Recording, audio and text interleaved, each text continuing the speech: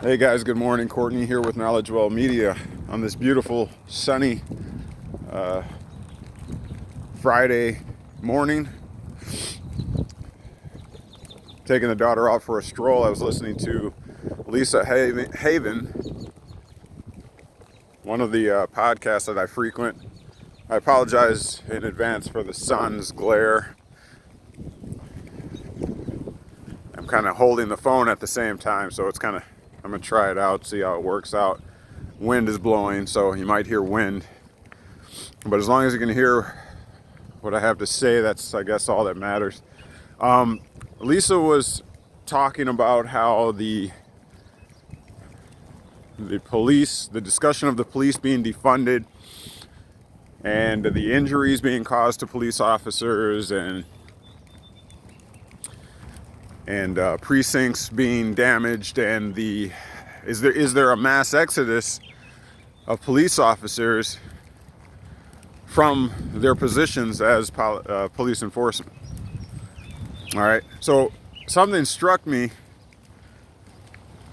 pertaining to the destabilization, and if you follow me on Facebook, you know I discuss a lot of the ulterior motives for government to get more involved in the private sector, taking more and more of our rights away, resulting from the destabilization of our economy and our communities. So, in light of what Lisa was saying, I could see more of this totalitarian style government and its encroachment upon the private sector and our private rights. Because if police are quitting and vacating their positions, all right, and rioters, whether Black Lives Matter, George Soros funded, it's irregardless of all of that, when it comes to government or governmental action or encroachment into the private sector, they really only have a qualifying reason to do so if all chaos breaks out, if the state government breaks down, if there's civil unrest and the mayor's government, local governments can't get a hold on it, then the feds step in, the government. Well, what happens when government steps in like that? Well, since the states are sovereign and are running their distinct governments in the best interest, or supposedly in the best interest of their people, and they lose that authority to do that, then the government steps in and institutes perhaps new policies, new procedures, new laws for what it believes is in the best interest of the people. And government is never, they're not on the level that we live on. They don't experience the day-to-day situations that we do.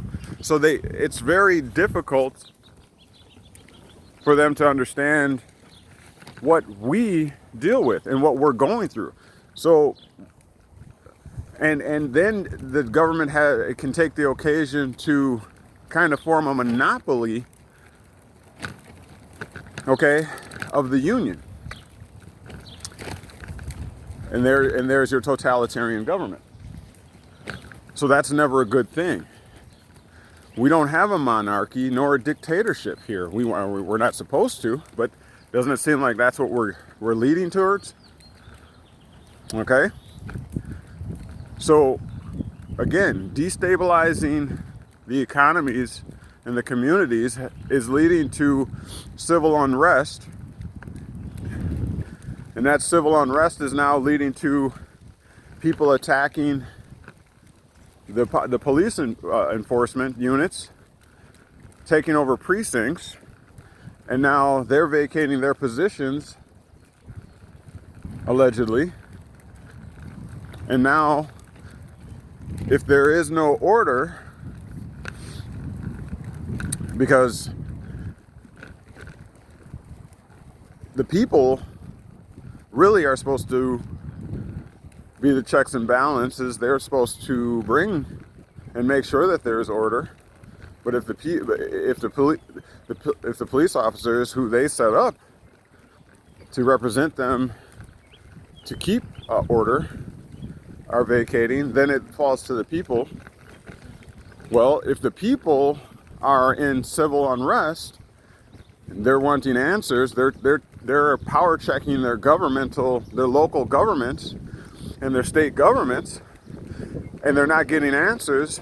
Then there's just chaos. Okay? And I remember last week, I think it was, during one of Trump's speeches, he said, very matter-of-factly, he mentioned the Second Amendment rights of the people. Why did he bring that up when he was talking about basically that he's not going to allow, the police to be taken over, defunded, and all that kind of stuff? During that speech, he mentioned that to the people of the nation to remember their Second Amendment rights. I contend that quite possibly what he's stating, without matter-of-factly saying it word for word, is prepare yourself. You have the Second Amendment rights for a reason, because quite possibly you're not going to have police officers anymore. And things are about to get really crazy. I also remember maybe a year or so ago, Trump said in front of the press that there was something major was coming. I don't know if you remember. Do you remember him saying that? Look it up. He said, I forgot the words he used, but he said something to the effect that would let you know that there's a storm coming. I think he said something like that. Okay? Now take that for what you will, but I happen to believe that none of this is coincidental. I don't think that anything happens in our government that is incidental or that was not foreseen. Okay? So anyhow, think that through. If there's a destabilization of your police department, that means there's chaos, and the people, instead of being accountable and responsible, to check to make sure that their communities are safe in a responsible way, instead we have Antifa, Black Lives Matter, and other organized groups that are purposely destabilizing, okay, and trying to sway the minds and the actions of the general populace.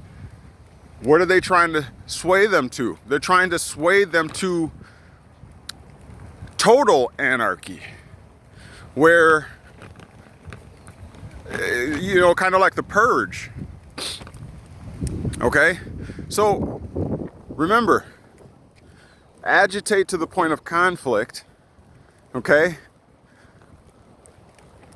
And then you get order out of chaos. You look those phrases up, order out of chaos, look that up, and you'll see that is tied in with the New World Order. Well,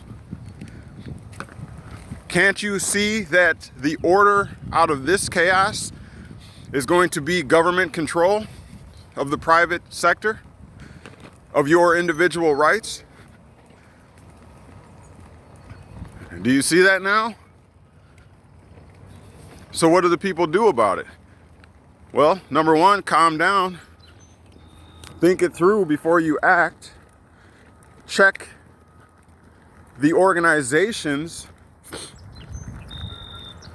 and memberships that you attach yourself to. Okay? Don't act impulsively.